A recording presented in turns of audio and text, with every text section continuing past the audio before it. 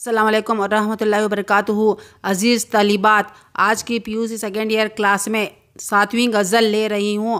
Page number 205۔ غزل شاعر فراق گورکھپوری، تخلیق کار رگھوپتی سہائے۔ نام فراق، تخلص گورکھپور میں پیدا ہوئے۔ ابتدائی تعلیم وہیں حاصل کی۔ اعلیٰ تعلیم کے لیے الہ آباد آئے اور BA کا امتحان پاس کیا۔ حکومت نے انہیں ڈپٹی کلکٹر کے عہدے کے لیے منتخب کیا، لیکن فراق نے اسے قبول نہیں کیا اور تحریک آزادی سے وابستہ ہوئے، جس کی وجہ سے انہیں جیل جانا پڑا۔ جیل میں انہیں مولانا ابوالکلام آزاد، حضرت موہانی، محمد علی جوہر جیسے برگزیدہ شخصیتوں سے فیض یاب ہونے کا موقع ملا۔ جیل سے رہائی کے بعد کچھ عرصہ لکھنؤ اور کانپور کے کالجوں میں اردو لیکچرر کی حیثیت سے کام کیا۔ پھر انگریزی سے MA پاس کرنے کے بعد الہ آباد یونیورسٹی میں انگریزی کے استاد مقرر ہوئے۔ فراق کا شمار عہد حاضر کے ممتاز و مقبول شعراء میں ہوتا ہے۔ شعر گوئی انہیں ورثے میں ملی تھی۔ دوران تعلیم ہی سے شعر گوئی کا آغاز کیا۔ وسیم خیر آبادی سے کلام پر اصلاح لی۔ اپنے انوکھے اور دھیمے لب و لہجے کی وجہ سے بہت جلد اپنی انفرادی پہچان بنا لی۔ فراق کے کئی شعری مجموعے شائع ہوئے، جن میں روح کائنات، مشعل شبستان، شعلہ ساز اور گل نغمہ قابل ذکر ہیں۔ گل نغمہ پر فراق کو ساہتیہ اکیڈمی ایوارڈ کے علاوہ ہندوستانی ادبیات کے لیے اعلیٰ ترین گیان پیٹھ انعام سے بھی نوازا گیا۔ غزل بہت پہلے سے ان قدموں کی آہٹ جان لیتے ہیں، تجھے آئے زندگی ہم دور سے پہچان لیتے ہیں۔ اس شعر میں شاعر کہتے ہیں کہ وہ اپنے محبوب کو اپنی زندگی سمجھتے ہیں اور صرف اس کے قدموں کے آہٹ سے یہ پہچان لیتے ہیں کہ وہ آ رہا ہے جو ہماری زندگی ہے۔ یعنی شاعر اپنے محبوب کے قدموں سے پہچان لیتے ہیں کہ میرا محبوب آ رہا ہے۔ اسے کہتی ہے دنیا کامیابی واحد نادانی، اسے کن قیمتوں پر کامیاب انسان لیتے ہیں۔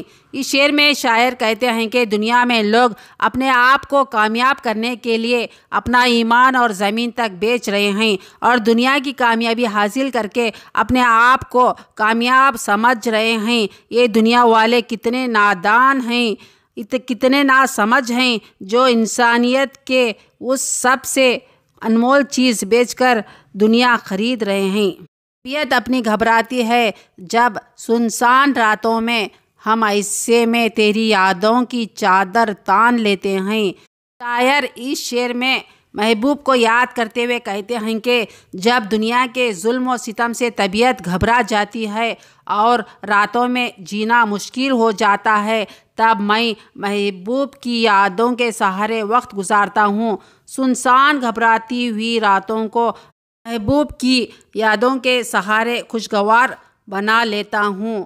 ہم آہنگی میں بھی ایک چاشنی ہے اختلافوں کی، میری باتیں بعنوان دیگر وہ مان لیتے ہیں۔ اس شعر میں شاعر کہتے ہیں کہ میرا محبوب الگ نمونے کا ہے، وہ میری بات ایک الگ طریقے سے مان لیتا ہے۔ میں جب اسے سیدھی طرح بتاتا ہوں تو وہ میری باتوں پر اعتراض کرتا ہے، مگر وہی بات دوسرے عنوان سے جب کہتا ہوں تو وہ میری رائے سے اتفاق کر لیتا ہے۔ اس طرح میرے محبوب کا ڈھنگ ہی انوکھا ہے۔ تیری مقبولیت کی وجہ واحد تیری رمزیت، کہ اس کو مانتے ہی کب ہیں جس کو جان لیتے ہیں۔ شاعر اس شعر میں مخاطب ہو کر کہتے ہیں کہ تمہاری مقبولیت کا واحد سبب یہ ہے کہ تمہاری شخصیت کھل کر لوگوں کے سامنے نہیں آتی، تمہارے اندر تہداری اور اشاریت کی خوبی ہے، اسی سے تم مقبول ہو۔ جسے صورت بناتے ہیں پتا دیتی ہے سیرت کا، عبارت دیکھ کر جس طرح معنی جان لیتے ہیں۔ اس شعر میں شاعر کہتے ہیں کہ جس طرح عبارت کو دیکھ کر مفہوم یا معنی کا پتہ چلتا ہے، بالکل اسی طرح انسان کا چہرہ بھی اس کی سیرت کا پتہ دیتا ہے۔ شاعر کہتے ہیں کہ اس لیے صورت کو ہمیشہ اس طرح بنائے رکھے کہ اچھی سیرت کا اندازہ اس سے ہو جائے۔ زمانہ واردات قلب سننے کو ترستا ہے، اسی سے تو سر آنکھوں پر میرا دیوان لیتے ہیں۔ شاعر اس شعر میں کہتے ہیں کہ شعر سننے والے حضرات میرے شعری دیوان کو اس لیے دل و جان سے قبول کر لیتے ہیں کیونکہ دنیا کے لوگ ہمیشہ دل پر گزرنے والے واردات سننے کا خواہش مند ہوتا ہے، اور میری غزل کے ہر شعر میں قلبی واردات ہی ہوا کرتی ہیں۔